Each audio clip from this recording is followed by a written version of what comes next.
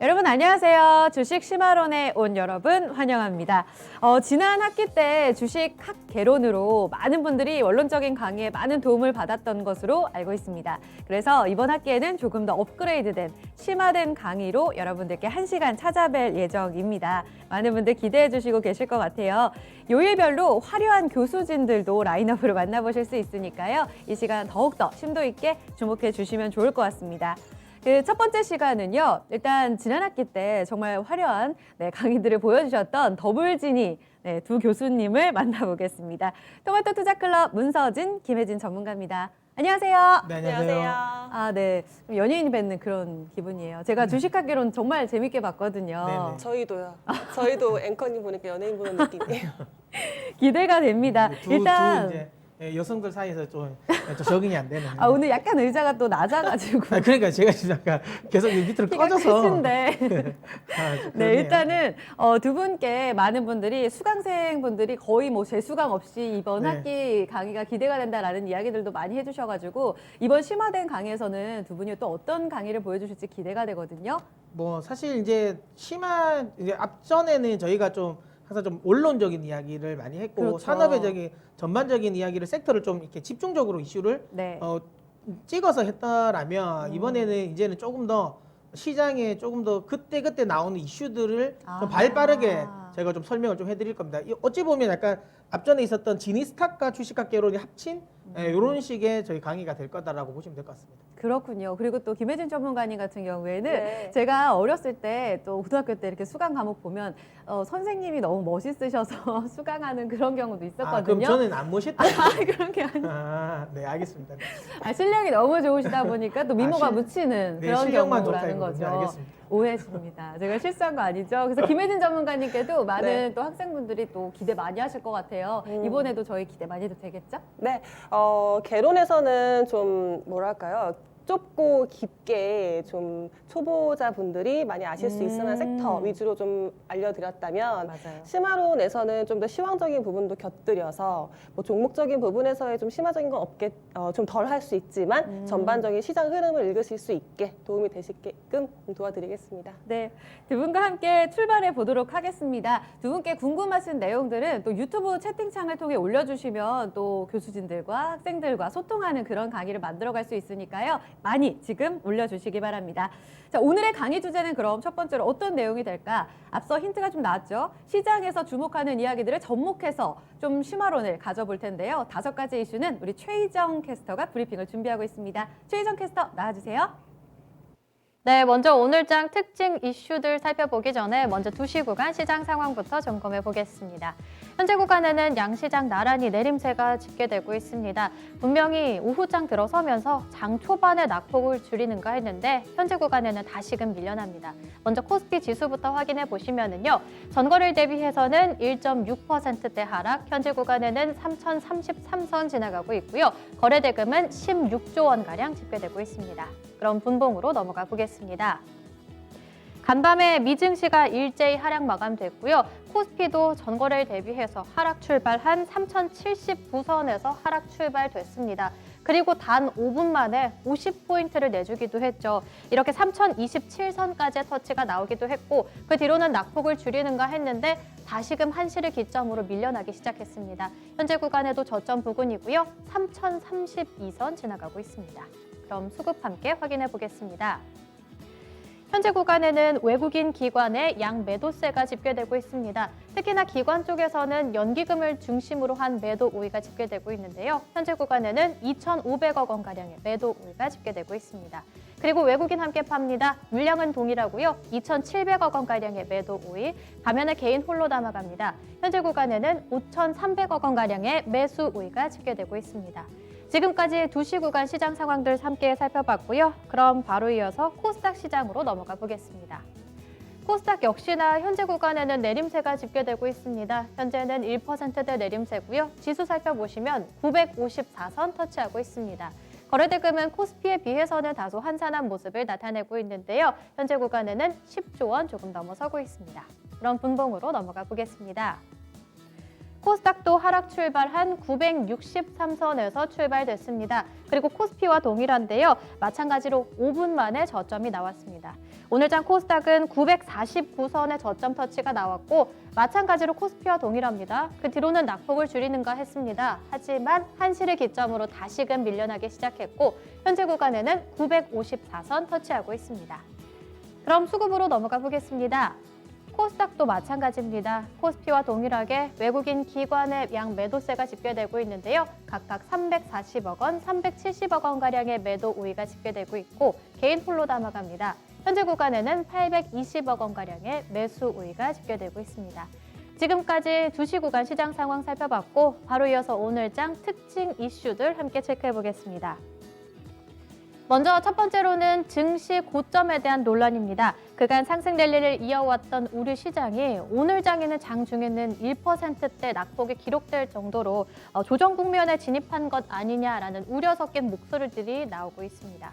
그리고 두 번째 이슈로 넘어가 보시면 바이든 취임과 관련한 이슈를 살펴볼 수 있겠죠. 이렇게 바이든이 언급될 때에는 이 친환경 관련 종목들이 들썩이고는 했는데 앞으로는 관련 종목들의 흐름을 어떻게 짚어봐야 할지 조금 잠시 뒤에 살펴보도록 하겠습니다. 그리고 세 번째로 넘어가 보시면 삼성전자의 운명의 날에 관련해서 살펴볼 수 있겠는데요. 오늘은 이재용 삼성전자 부회장의 이 선고 공판이 열리는 날입니다. 오늘은 국정농단 사건으로 재판을 받게 되는 이재용 부회장의 형량이 4년 만에 결정되는 거라고 하는데요. 앞서 검찰이 이 부회장에게는 이 구형 9년을 징역형을 선고한 바 있습니다. 지금쯤이면 공판이 시작될 텐데 그럼 현재 주가 현황은 어떻게 움직이고 있는지 바로 확인해 보겠습니다. 먼저 삼성전자입니다. 지난주 금요일장에 이어서 오늘장에는 내림세가 집계됩니다. 기관은 담아가지만 외국인은 팔고 있고 장 중에는 2.5%대 내림세가 집계되기도 했고 현재 구간에도 2% 넘게 밀려나면서 86,200원에 거래되고 있습니다.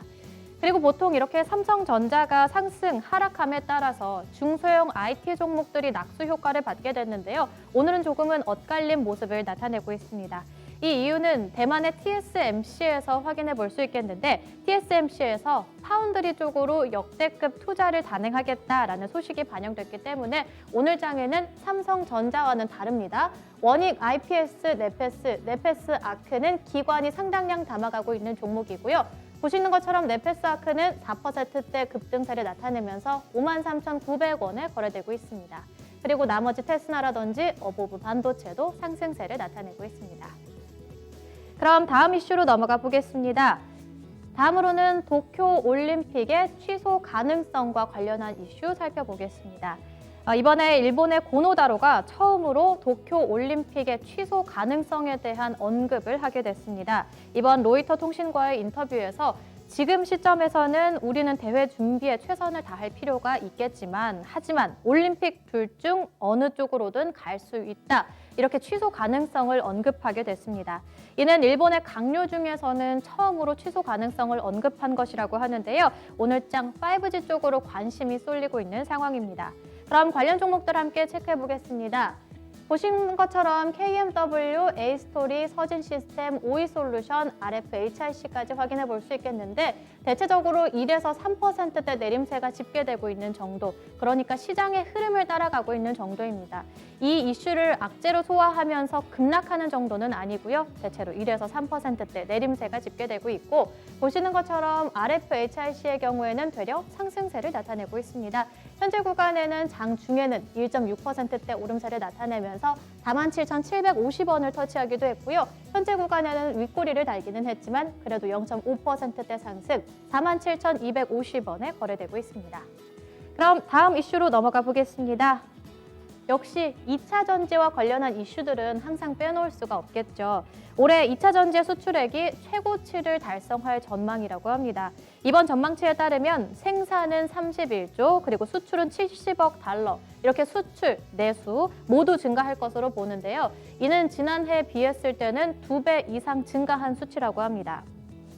이 이유에 관련해서는 호황을 맞게 되는 전기차 시장, 그리고 여기에 들어가게 되는 배터리 쪽으로의 수요 증가에서 찾아볼 수 있다고 하는데 그럼 관련한 주가 현황들 함께 체크해 보겠습니다. 이런 이슈에 일희일비하지는 않는 듯합니다. 되려 LG화학이 외국인이 담아가면서 장 중에는 1%대 오름세를 나타내면서 99만 원 선을 터치하기도 했습니다. 하지만 이렇게 윗꼬리를 달면서 장중에는 또 3%대까지 밀려나기도 했고요. 현재 구간에는 1%대 내림세 96만 3천 원에 거래되고 있습니다. 그럼 다음 종목으로는 삼성 SDI 함께 확인해 볼 수 있겠는데요. 오늘 장에는 외국인 기관의 양 매도세가 집계되면서 주가 흐름은 부진합니다. 조금 전에는 4%대까지 밀려나면서 70만 원 선을 턱걸이하기도 했고 현재 구간에도 저점 부근입니다. 71만 1천 원에 거래되고 있습니다. 그리고 나머지 종목들 포스코 케미칼이라든지 일진 머티리얼즈까지도 부진한 모습을 나타내고 있고요.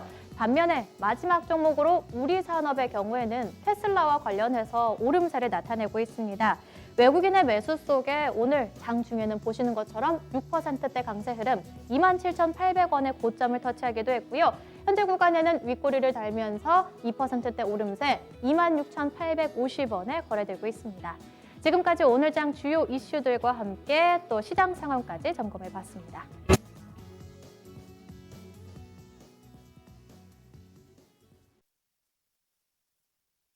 네, 이슈 브리핑 잘 듣고 왔습니다. 5가지 이슈로 오늘 시장을 좀 압축해 봤는데요. 그 안에서도 오늘 강의 주제는 3가지로 조금 더 저희가 딥하게 들어가는 시간 마련해 보도록 하겠습니다. 일단 시장과의 연동성으로 가장 오늘 관심이 높은 게 시장의 고점 논란. 네, 이 이야기를 안 할 수가 없을 것 같아요. 코스피는 3,266선까지 갔다가 그 이후에 뭔가 뚜렷하게 더 올라가지 못하는 이런 모습을 나타내자 결국은 지금 고점이다. 과열 논란이 자연스럽게 나오고 있습니다. 두 분의 이야기로 바로 넘어가서 볼 텐데요. 두 분이 고점이다 아니다를 논할 때 보시는 뭔가 지표들이 많이 있을 것 같아요. 그 얘기를 하면서 지금 고점인가 이 이야기부터 풀어가야 될 것 같아요. 어떤가요, 김혜진 전문가님? 네. 우리 시장 고점 비싼가요? 비싸진 않죠. 네, 많이 올랐죠. 많이 올랐죠. 최근에 또 단계 많이 오른 부분이 있으니까 그리고 뭐 밸류적으로도 지금 우리 시장이 그동안에 뭐 역사적으로 고점의 밸류적인 PER이 14배 수준을 받고 있다. 코스닥 같은 경우에 그런 식으로 지금 계속 고점 논란이 나오고 있는 것 같은데요. 제가 그래프를 하나 준비하기도 했는데 네. 지난해 이제 우리 주요 지수들, 그러니까 글로벌 지수들 중에서 가장 많이 오른 지수 시장이 우리나라예요. 그러니까 코스닥하고 코스피, 뭐 그 사이에 나스닥이 있기는 하지만 나스닥 진짜 잘 간 것 같아요. 이거보다 그렇죠. 더 갔다는 거잖아요. 그렇죠. 그리고 뭐 지금 뭐 코스닥이 안 간다, 코스피만 간다라고 하시지만 작년에 또 코스닥이 이렇게 또 뛰어나게 잘 갔잖아요.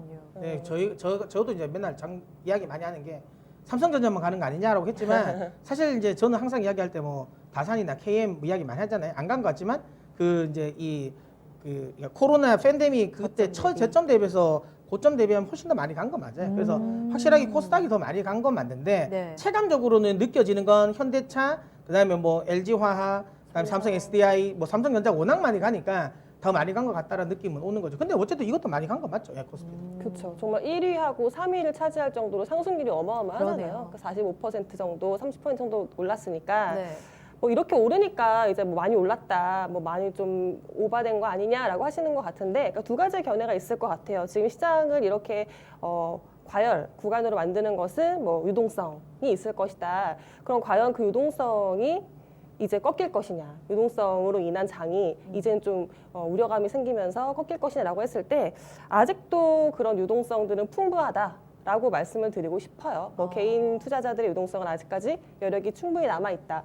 뭐 이런 거 말씀드릴 때 항상 그 예수금, 예탁금 말씀을 드리잖아요. 예수금이랑 예탁금이랑 무슨 차이 있는 거예요? 이 주식학개론은 아니지만 또 짚고 넘어가야 될 것 같아요. 일단은 예수금 자체는 정말 언제든지 주식에 투자할 수 있는 금액이에요. 우리가 뭐 주식 계좌 하나 개설하시면 주식을 사기 위해서 금액을 집어넣잖아요. 그게 예수금이 되는 거죠. 근데 예탁금은 이제 그 증권 계좌라든지 아니면 금융 계좌에 있는 금액들. 그러니까 언제든지 이게 예수금으로 바뀔 수 있는 계좌인 거죠. 뭐 예를 들어서 주식 증권사에서 뭐 CMA 계좌, CMA라든지 예, 그렇죠. CMA 계좌가 상당 부분이 많이 그쪽에 해놓잖아요. 그렇죠. 예. 아니면 RP 네. 계좌라든지 단기로. 네. 그렇죠. 이동성. 단기 채권에서 네. 조금이라도 좀 차익을 내뒀다가 그리고 언제든지 예수금으로 바꿔서 주식을 살 수 있게끔 네. 하는 게 이제 예탁금의 성격이 더 강하고요. 네. 예수금은 정말로 현금 예수금 당장 가지고 있어서 내가 지금에도 오늘에도 들어가겠다라는 금액의 예수금인데 네. 이 예탁금과 예수금 뭐 전체적인 게 비슷하게 보시면 될 것 같아요. 어차피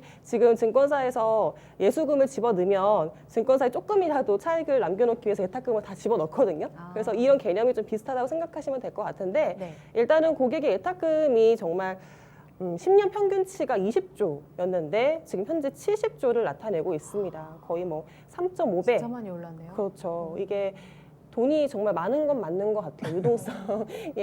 유동성이 정말 풍부한 거는 대기 맞는 자금으로. 것 같고요. 그렇죠. 그리고 저는 개인적으로 저기 70조도 더 나올 것 같은 게 그렇죠. 지금 만약에 3월달 공매도 재개하는 거와 관련돼서 이 이슈만 마무리되면 그러면 더 많이 들어올 거예요. 제 개인적인 생각에는 이게 그러니까 시장의 자금은 성격은 있거든요. 그러니까 엄청 용감한 사람, 조금 용감한 사람, 그냥 보통인 사람, 살짝 보수적인 사람, 그러니까 아주 보수적인 사람. 아. 돈에도 성격이 있어요. 그럼요. 그러니까 예를 들어 팬데믹이 초반 때, 그러니까 뭐 3월, 4월 때 엄청나게 많이 들어왔잖아요. 개인 네. 투자자들이. 그때는 굉장히 공격적인 사람이에요. 그러면서 계속 이제 고객 예탁금은 쌓였는데 뭐 계속 이제 어찌 보면 이제 2,400, 2,600 이런 식으로 계속 들어오는 그 사람들은 이미 엄청 공격적인 스타일은 다 들어왔어요.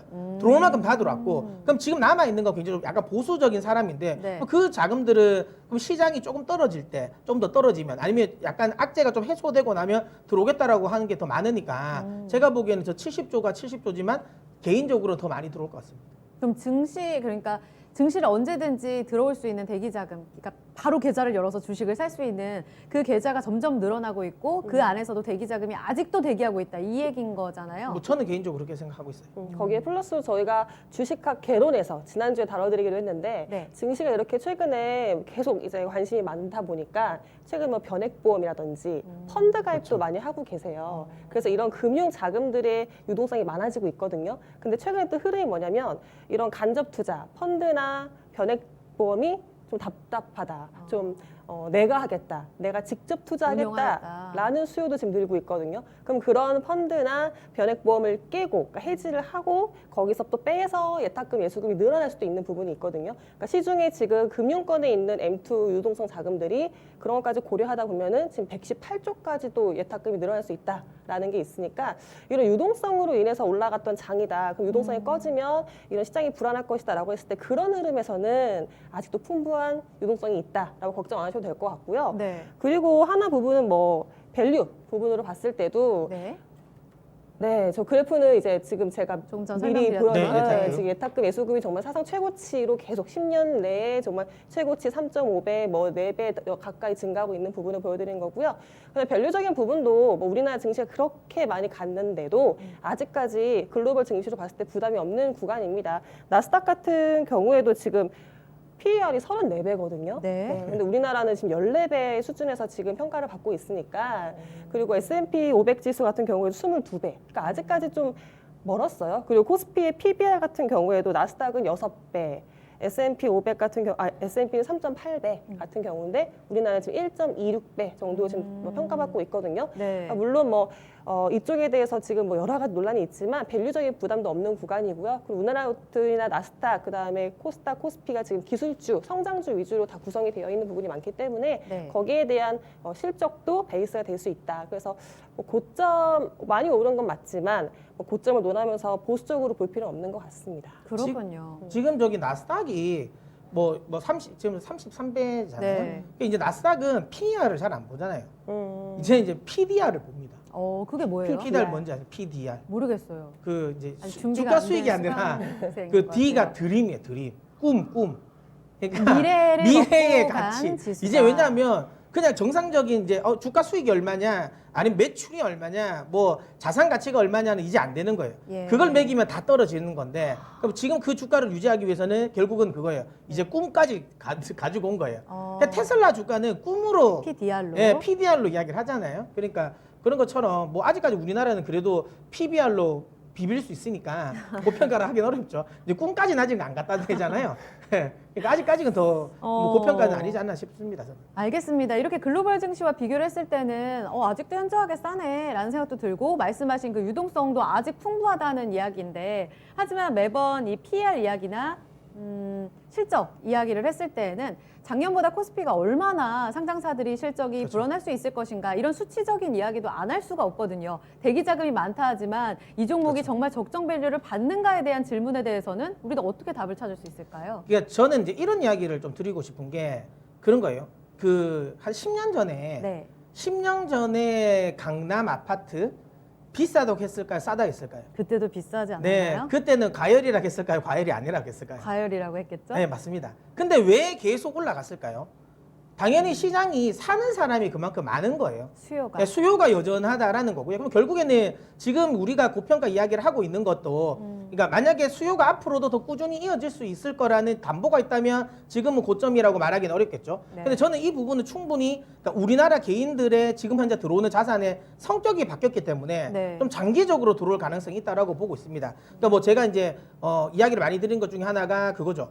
그 지금까지 개인 투자자들이 주식을 할 때는 그냥 단기 차익을 노리고 가는 사람들이 많습니다. 예를 들어 뭐 또리 엄마가 돈 벌었다고 하니까 나도 조금 벌어보겠다라는 거고 그때 들어올 때도 뭐 예를 들어 뭐 인생을 뭐 큰 돈을 투입하지 않습니다. 그러니까 조금 한 1,000만 원 해볼까 뭐 이런 식의 돈들이 많았기 때문에 시장이 조금만 흔들리면 그 자금도 로라락 다 빠져나가 버린단 말이에요. 네. 근데 지금에 들어오는 개인 투자자들의 자금 성격은 아예 다릅니다. 그러니까 최근에 아시겠지만 삼성전자, SK하이닉스, 현대차 이런 것들 많이 사는 것들이 대부분 개인 투자자들인데 이분들은 사고 안 팔려고 해요.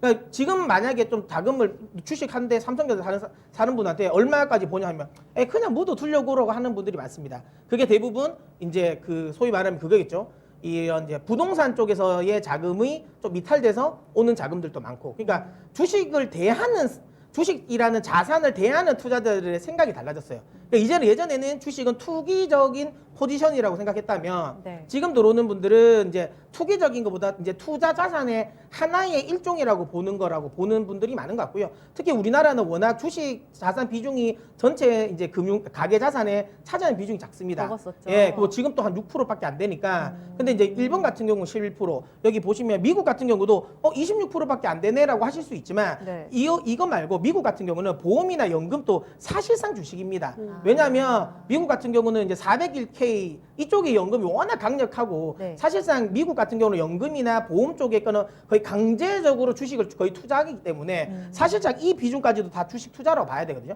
거의 50% 이상인 거잖아요. 뭐 네. 그런 걸 따진다면 지금 현재 우리나라 쪽의 비중은 여전히 작다라고 네. 보시면 되고요. 글로벌 주요 이제 선진국 대비해서 여전히 낮다라고 보시면 되고, 네. 그 다음에 지금 최근 들어서 보험이나 퇴직연금을 하시는 분들 중에 상당 부분이 그냥 이제 예전에 채권 쪽형을 많이 선택했다면 최근에 그냥 아예 주식형 쪽으로 많이 가거든요. 네. 뭐 그런 것들을 감안한다면 장기 성향의 어찌 보면 주식 자금들이 우리 시장으로 많이 들어온다라는 거고, 이 부분은 결국에는 주식에 뭐 괜찮은 알짜 주식들을 씨를 말린다고 보시면 돼요. 미국 같은 경우가 401k가 이제 이 법이 쫙 바뀌면서 네. 화끈하게 올라갔거든요.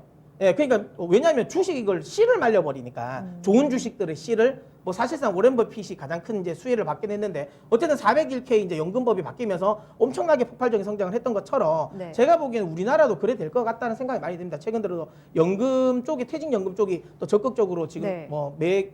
이 주식 투자를 하고 있고 주식이란 자산에 대한 또 이제 일반 개인 투자자들의 성격도 좀 바뀌었다, 인식도 바뀌었다. 이런 부분은 우리 시장으로의 유동성을 더 많이 넣게 하겠죠. 뭐 이 말은 좀 여담이긴 하지만 맨날 그런 거 있잖아요. 주식을 안 하시는 분들 중에 아니면 많이 하시는 분들 항상 하는 말. 20년 전에 삼성전자를 살 걸, 샀더라면. 예, 10년 전에 샀더라면 야, 지금 많이 올랐는데 그거 10년 후에 또 그 이야기 할 것 같아요. 그런 것을 감안한다면 제가 네. 보기에는 주식 고점은 아직은 이르다라고 보고 있습니다. 알겠습니다. 두 분 모두 다 지금 고점을 논하기에는 조금 시기상조 아니냐. 지금 시장 분위기는 계속해서 좀 유동성과 함께 올라갈 여력이 남아있다라는 이야기가 나옵니다. 지금 고점이냐 아니냐를 논하는데 중요한 이야기가 지금 포지션을 그래서 어떻게 잡을 것이냐와 직결이 되잖아요. 그래서 지금 조정을 살 거냐 네. 아니면 여기서 과열이라면 우리 잠깐 주춤하게 관망할 거냐 이렇게 이야기가 나오기 때문에 전략으로 가봐야 될 것 같아요. 그에 앞서서 지금 속보도 좀 전해지고 있는데 이재용 삼성전자 부회장 국정농단 파기환송심서 징역 2년 6개월 실형으로 결정이 났습니다. 이를 감안해서 좀 봐야 될 것 같아요. 지금 3%나 빠지면서 지수가 여기에 좀 영향을 네. 받고 있거든요. 3,018포인트까지 밀리고 있습니다.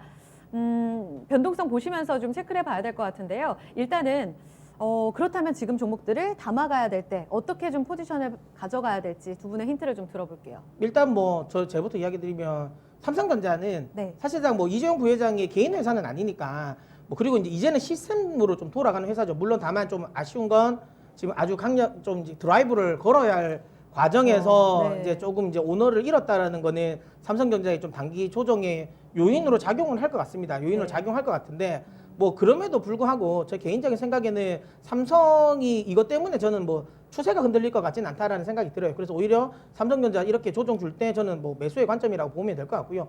원래 이제 주가에 영향을 미치는 거 결국 반도체 섹터다. 왜냐하면 이 고평가를 논할 때 반도체 섹터가 이 증시에 기여하는 영업이익이 기여하는 도가 30%가 넘으니까 한 40% 네. 가까이 되잖아요. 그럼 결국에는 이제 반도체 업황이 개선되는 여부에 따라서 고평가다 아니다가 또 논할 수 있는데 원래 네. 뭐 저는 반도체 업황 괜찮게 봅니다. 메모리, 비메모리 모두 괜찮을 거라고 보기 때문에 네. 뭐 삼성전자 오히려 저는 이런 오너리스크로 인한 주가 조정은 삼성전자를 매수의 기회라고 좀 봐야 되는 거고요. 삼성전자가 떨어지면서 관련주들이 또 떨어진다. 이건 역시도 저는 관련주 매수의 기회라고 봐야 된다고 생각합니다. 업황은 계속 좋고 여기에서 개별 이슈로 잡음이 발생했을 땐 계속 담자. 김혜진 전문가님은요?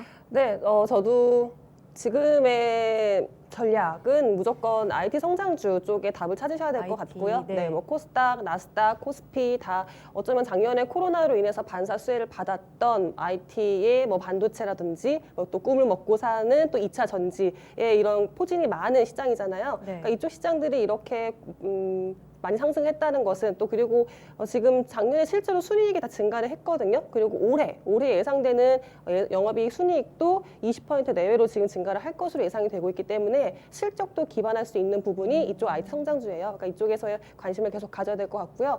역시나 뭐 이 중에서도 좀 신규 모멘텀이 풍부한 비메모리 관련 삼성전자가 지금 파운드웨이 쪽으로 적극적으로 투자를 하겠다라고 계속 말을 하고 있고요. 네. TSMC도 지금 글로벌 1위 기업인데 전폭적인 투자를 하겠다고 계속 발표를 하고 증설 있죠. 이야기 나오고요. 그렇죠. 그렇다면 그쪽에 가장 정말 글로벌적으로 대적할 수 있는 패스트 팔로우로서는 삼성전자를 대응할 기업은 없다라고 생각을 하고요. 이쪽에서 수혜를 받을 수 있는 뭐 테스트 장비 업체라든지 뭐 테스트 소켓, 여기서 테스나 TSA를 제가 적어놓긴 했는데 네. 뭐 이쪽으로 좀 관심을 비메모리 관련주에서 관심을 가져보셨으면 좋겠습니다. 넷패스 관련해서 또 비메모리 종목도 오늘 살짝 하락으로 돌아서긴 했는데 TS는 계속 신고가를 잘 유지하고 있습니다. 계속적으로 지켜봐야 될 종목으로 이렇게 IT에 집중된 전략 함께 들어봤습니다. 고점은 아니다라는 이야기와 함께 저희가 어떤 포지션을 가져가야 될지 첫 번째 이슈로 강의를 들어봤고요. 두 번째 이슈로 가겠습니다. 바이든 취임식이 임박했습니다. 이번 주에요. 드디어 이 잡음이 참 많았었는데 바이든 정부가 탄생을 합니다. 이제는 바이든 대통령이네요. 네. 추가 부양책 기대감 안고 갈 수 있을까 영향력을 점검해 볼 텐데요. 일단 관전 포인트 어떤 걸로 좀 체크해 봐야 돼요? 취임식 때?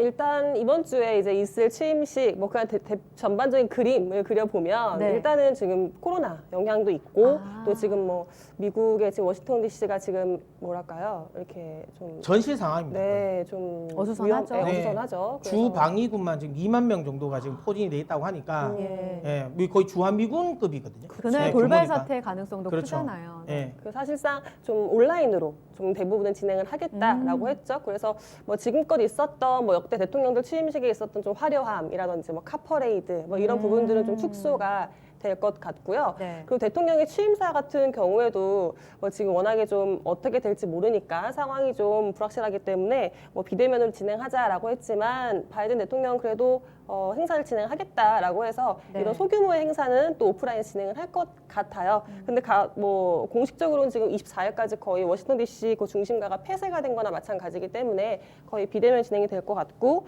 뭐 트럼프 대통령은 참석하지 않겠다라고 말을 했기 때문에 뭐 정말 역대 처음으로 지금 이전에 지금 전 퇴임 대통령이. 대통령이 그렇죠. 뭐 취임 대통령 축하하는 모습은 못 볼 것 같다라고 하죠. 뭐 이쪽에서는 일단 취임식에서는 그런 그림이 좀 그려질 것 같고요. 일단 바이든 대통령이 그날 그래도 또 연설을 하지 않겠습니까? 그런 내용과 관련해서 이미 지금 시장에서 좀 힌트가 있을까요? 뭐 일단 이제 많은 분들이 예상하고 있는 거지 않겠습니까? 어차피 뭐 컵파이드 이런 건 우리가 관심이 없잖아요. 뭐 컵파이드 하든 말든 상관이 없는 거고 우리는 뭐 투자자 입장에서 그래서 이제 취임식에 취임사를 어떻게 하냐가 중요한 거니까. 뭐 근데 뭐 당연히 이제 추가 부양책 이야기 할 것 같고요. 그다음에 뭐 통합 이야기도 할 것 같습니다. 지금 이미 지금 거의 뭐 소요 사태를 대비하는 거잖아요. 예. 거의 지금 미국이 반으로 나눠졌어요. 그렇다면 여기 통합과 관련된 이야기를 많이 할 것 같고요. 뭐 코로나 해결하겠다는 이야기, 그다음에 이제 정책적인 방향성을 얼마나 이야기할지는 모르겠는데 네. 뭐 그래도 어쨌든 뭐 인프라 투자 관련 이야기하면서 신재생 에너지 쪽도 이야기를 할 것 같긴 합니다. 그래서 요즘 이제 취임사 쪽의 연설에서는 요 이야기가 나올 것 같은데 제 개인적인 생각에는 최소한 50% 이상은 이제 코로나 이제 대응 방법이랑 그다음에 이제 통합 관련 이야기를 할 것 같아요. 그래서 이쪽 관 근데 결국에는 뭐 정치인이 통합 이야기하면 돈 쓰겠다는 이야기니까 네. 시장에 돈 풀겠다는 이야기를 할 것 같아서 오히려 저는 개인적으로 이제 바이든 취임식을 또 기점으로 지수도 반등도 나올 수 있었지 않을까 생각을 하고 있습니다. 그렇군요. 근데 1조 9천억 달러에 달하는 1차 추가 네. 부양책과 관련된 가이드라인이 지난주에 발표됐을 땐 우리도 그렇고 미국도 그렇고 반응이 정말 시원치가 않았어요. 코로나 위기 대응에 집중해서 그런 건지 그러면은 추가적으로 봐야 될 포인트는 뭐가 있는지 이 세부 1차적으로 나왔던 가이드라인과 더불어서 그 다음에 힌트를 우리가 가져갈 수 있는 게 어떤 게 있는지도 지금 궁금하거든요.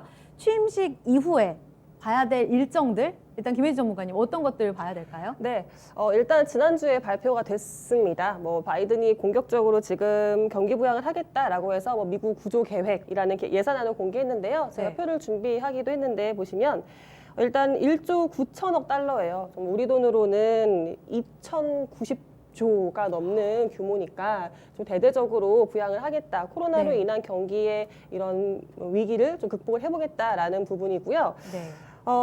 내용을 보시면 일단 첫 번째로는 뭐 1인당 1,400달러 현금으로 지금 지급을 하겠다라고 하고 있거든요. 이전보다 늘어난 규모죠. 네. 원래 600 600달러 했는데 더 주는 거죠.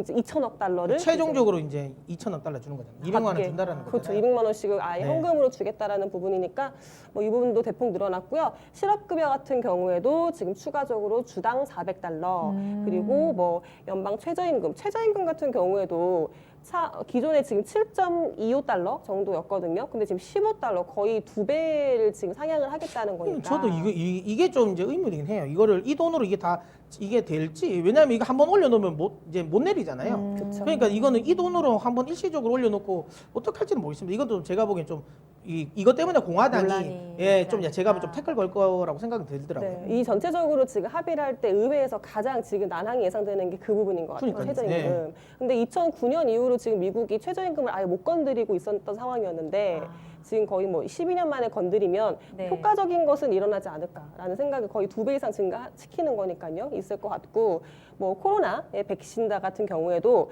뭐 지금까지 트럼프가 공급했던 거에 대해서 바이든이 엄청 맹비난을 하고 있잖아요. 정말 뭐 참담한 실패다라고 하고 있는데 지금 대통령 취임하고 나서 100일 이내에 1억 분, 그러니까 1억 명을 먼저 맞추겠다라고 했기 때문에 이쪽에서도 조금 더 금액적인 규모를 더 추가시킬 것 같고요. 일단 미국 경제를 살리겠다는 좀 강력한 의지 표명을 보이는 것 같고 네. 이걸로 인해서 뭐 바로 경제 성장률의 상향 조정도 일어나고 있는 부분이 있으니까 네. 여기에 대한 기대감 충분히 있는 것 같아요. 근데 지난주에는 뭐 이미 예상했던 부분이었다라는 것도 있고 뭐 연준의 테이퍼링 영향도 있었던 것 같은데 네. 이쪽에 의해서 바이든이 이제 취임이 됐을 때 부양책에 대한 기대감은 또 충분히 있는 상황이죠. 지금은. 그러면은 확실히 이 고용 지표 쪽으로나 미 경제 전체적으로는 회복이 될 수 있는 포인트로 맞춰졌다 이렇게 보면 될 것 같은데 아까 문재진 전문가님도 얘기하셨지만 이거 통과될까?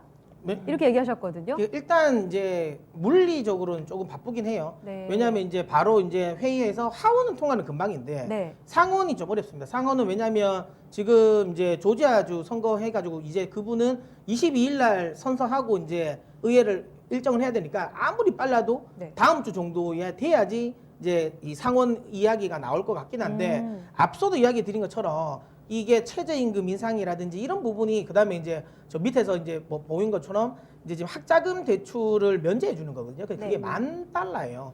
이것도 만만치 않을 겁니다. 네. 그런 부분들 때문에 제가 보기에는 좀 공화당에서 좀 많이 이제 이 티격태격은 하겠죠. 하지만 뭐 최종적으로는 뭐 되겠죠. 왜냐하면 캐스팅 보트가 당연히 이제 부대통령한테 있으니까 그렇죠. 네. 될 건 한데 좀 난항은 많이 거듭할 수도 있다. 그리고 민주당 내에서 이거 거부하는 사람도 있거든요. 그러니까 요번은 조금 걸릴 것 같고요. 저는 개인적으로 이것도 이건데 저는 오히려 이제 취임식 하루 전이죠. 예, 그러니까 미국 시간은 19일인데 이제 옐런 재무장관이 네. 청문회를 합니다. 그 청문회에서 이제 발언이 좀 중요하지 않을까라는 생각을 하고요. 저는 이제 이 발언이나 이런 걸 미로 비춰봤을 때 지금 많은 분들이 1.9조 달러를 하고 나서 끝이라고 생각하는데 내용 보세요. 내용을 아까 보면 전부 다 지원이야, 지원. 그러니까요. 그러니까 코로나 지원이지 뭔가를 지금 재정 정책에 대한 부분은 없어요. 그럼 이 말은 뭐겠습니까? 추가로 또 한번 재정 정책 관련을 하겠다. 그러니까 코로나 이제 이겨냈으니 이제 재정적인 정책에 대한 드라이브를 할게. 신재생 에너지 관련 쪽 한 번 더 할 것 같아요.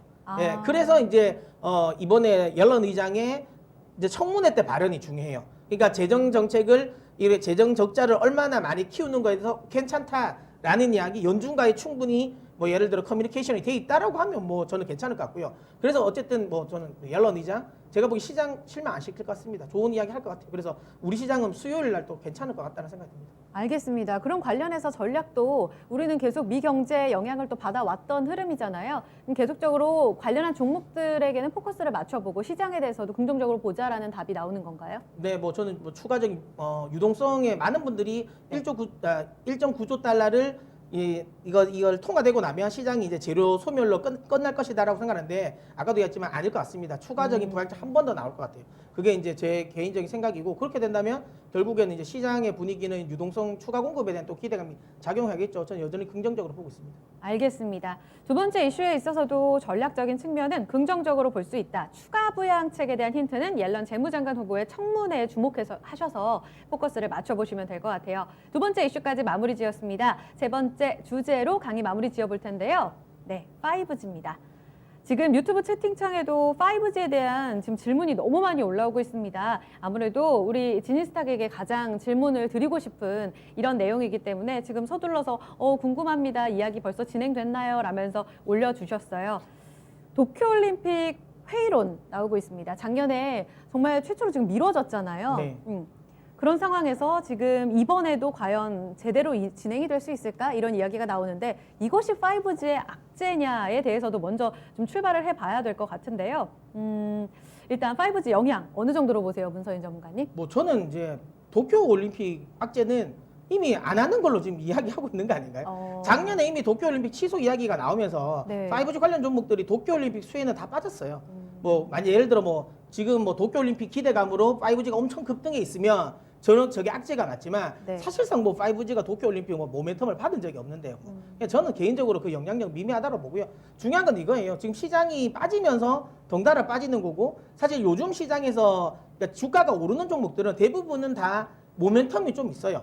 그러니까 뭐 경기 회복에 대한 기대감이 있어서 시클리컬 업종이라든지 네. 아니면 뭐 매출 증가에 대한 기대감, 뭐 테슬라 관련 이슈, 애플카 이슈 이런 것들 때문에 자율주행, 그러니까 2차 전지. 그다음에 뭐 반도체 업황 개선에 대한 기대감. 그러니까 재료들이 다 나온 종목들이 급등이고요. 5G는 그 재료를 기다리고 있는 거잖아요. 네. 결국에는 이제 이 수주 빨리 해라.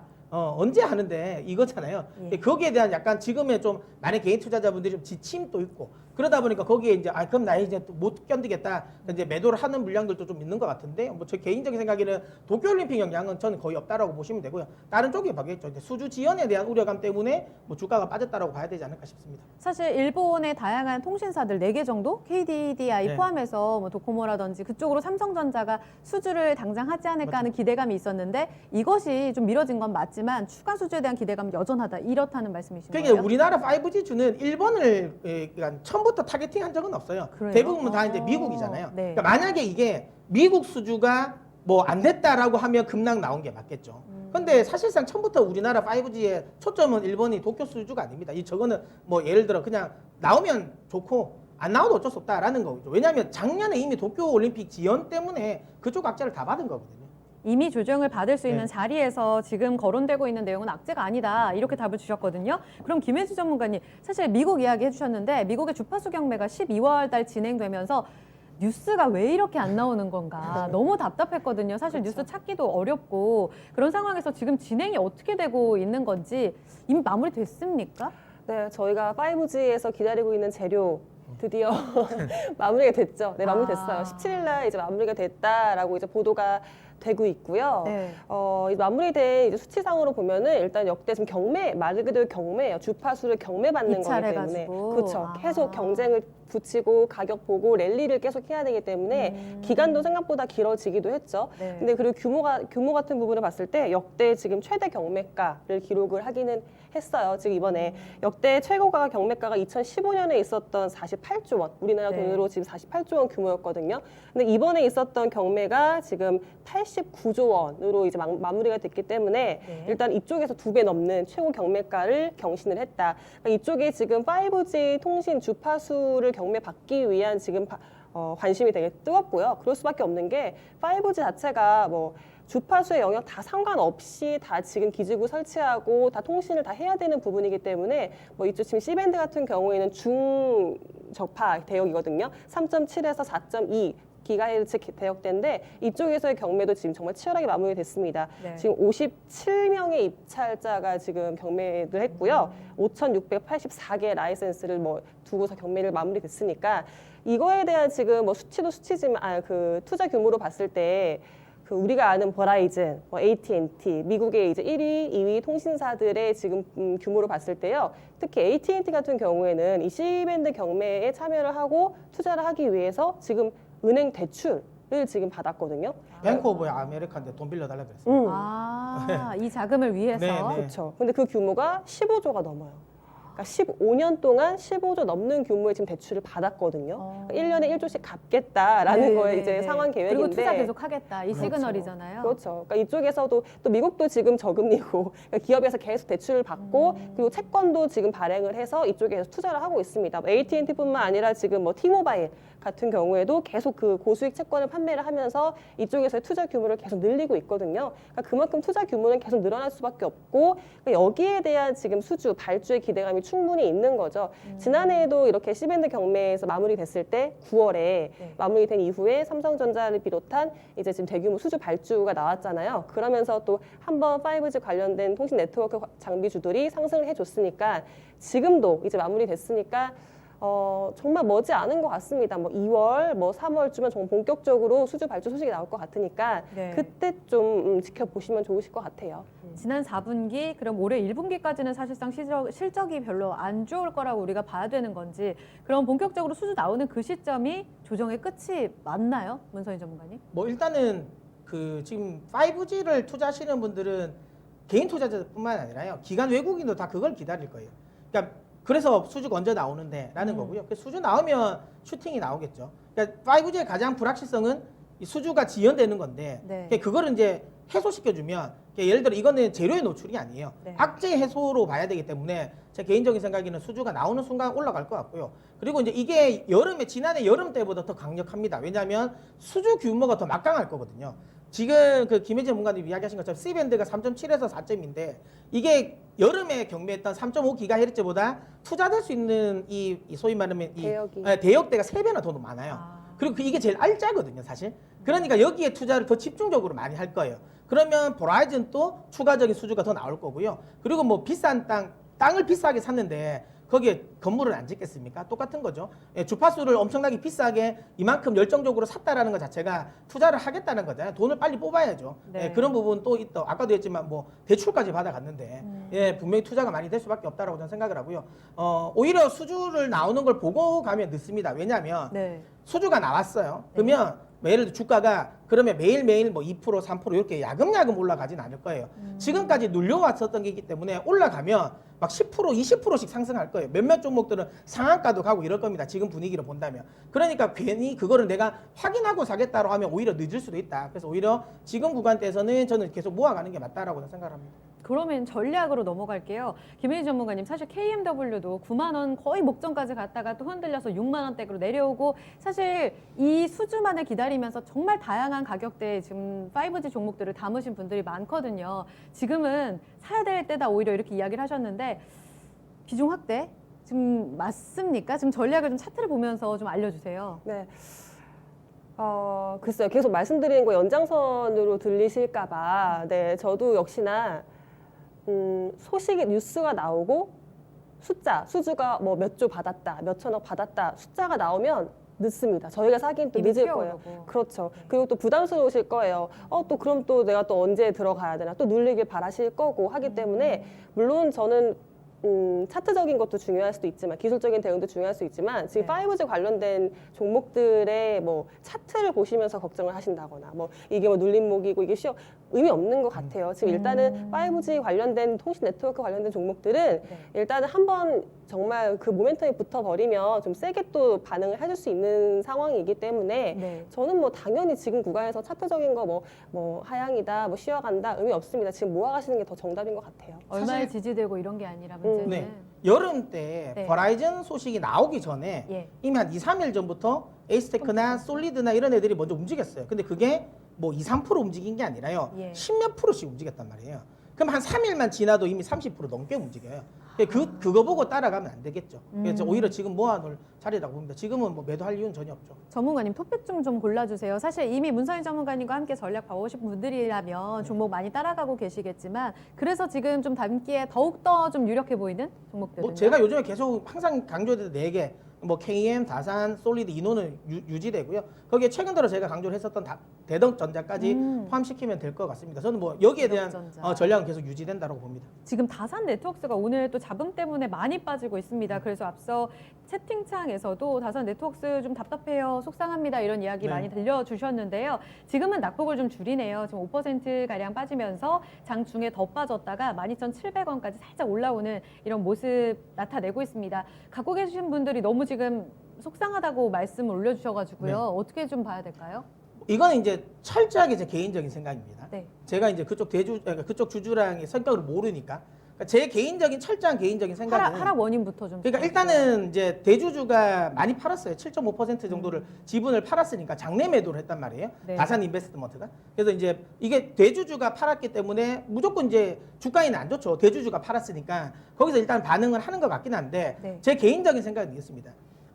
만약에 이 장내 매도가 7.5%를 지난주에 팔았단 말이에요. 네. 근데 지난주 차트 보시면 아시겠지만 전혀 영향이 없었어요. 오히려 예, 그냥 별 그게 없단 말이에요. 근데 이제 공시 나오고 이제 떨어지는 거거든요. 그냥 근데 제 생각은 이거예요. 만약에 저게 일반적으로 장내 매도로 저렇게 던졌다면 네. 누가 이제 예를 들어 아는 사람이 안 받았으면 저거보다 훨씬 더 많이 받았을 거예요.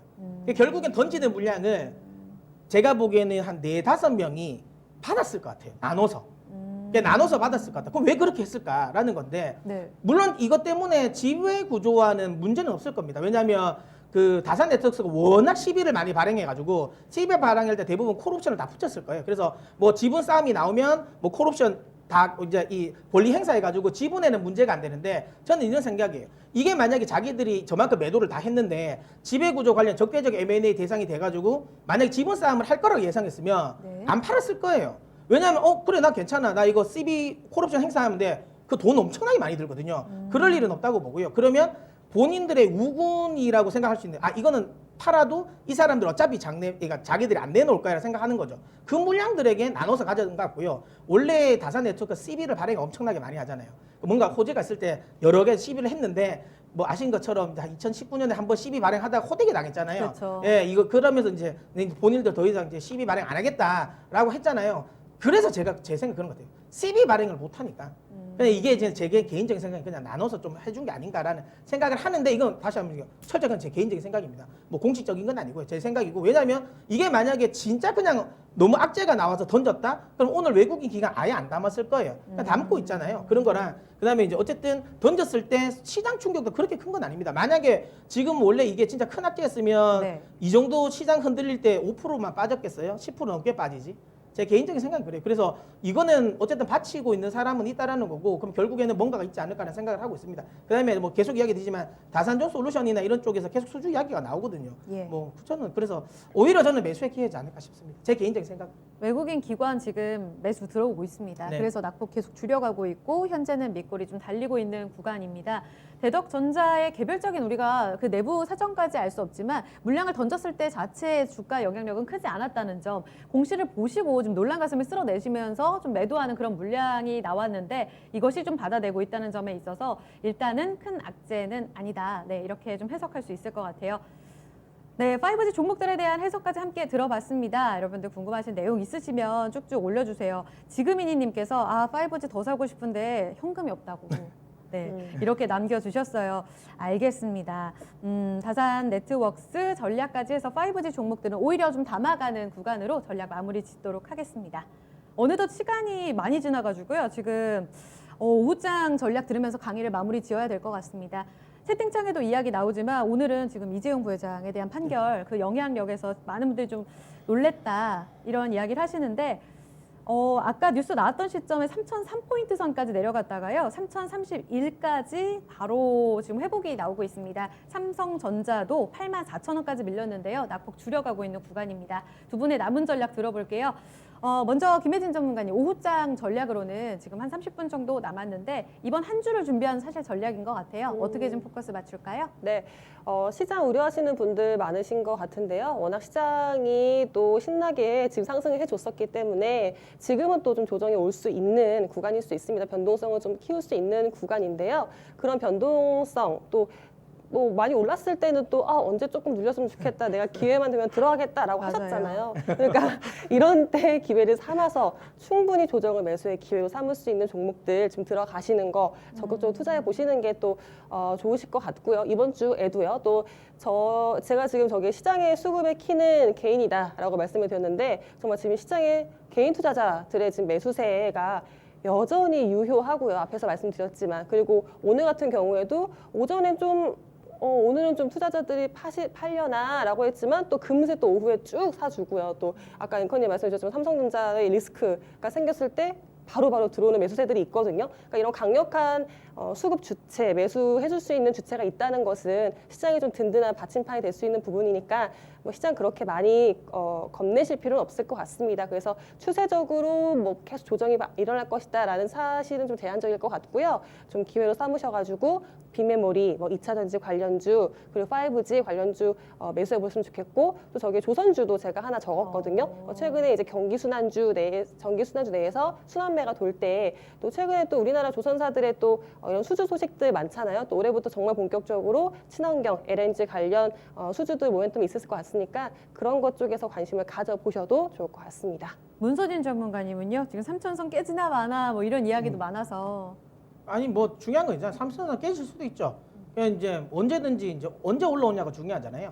뭐 저는 이제 주초는 조정이 맞는 것 같고요. 주 후반은 앞서도 이야기된 것처럼 옐런 의장 관련 쪽에 좀 모멘텀이 있지 않을까요? 그래서 저는 주 후반은 오히려 반등 나올 것 같고요. 단기적인 변동성은 확대될 수 있는데 여전히 추세 하락은 제가 보기엔 제한적입니다. 뭐 앞서 지금 김혜지 전문가님 이야기하셨잖아요. 약간 호소하는 거 아니 오를 때는 제발 떨어지라고 하셨잖아요라고 한 것처럼 너무 많이 들어가지고요. 그 소리를. 그러니까 지금 오히려 떨어지면 지금 좋은 종목 저는 매수할 때라고 생각합니다. 그래서 계속 이야기 드린 것처럼 저는 조정식, 뉴스, 네트워크, EV, 그다음에 이제 윈드, 그리고 세미컨덕터 이렇게 해서 계속 좀 매수의 관점으로 보셨으면 좋겠습니다. 박앤세일 중에 기회를 놓치지 말자 이렇게 정리하면 되겠습니다. 주식 심화론 달려봤습니다. 첫 강의에 대해서 어떻게 좀 보셨어요? 두 분과 강의 앞으로도 쭉 이어가니까요. 계속해서 주목해 주시면 좋을 것 같습니다. 두 교수님 먼저 보내드릴게요. 오늘 고맙습니다. 감사합니다. 네, 오늘 강의에서도 여러분 투자 판단에 도움될 수 있는 정보들 함께 살펴봤습니다. 이 내용은 특정 종목의 상승 하락을 보장하지 않는다는 점 마무리 지을게요. 그럼 내일 강의에서 뵙겠습니다.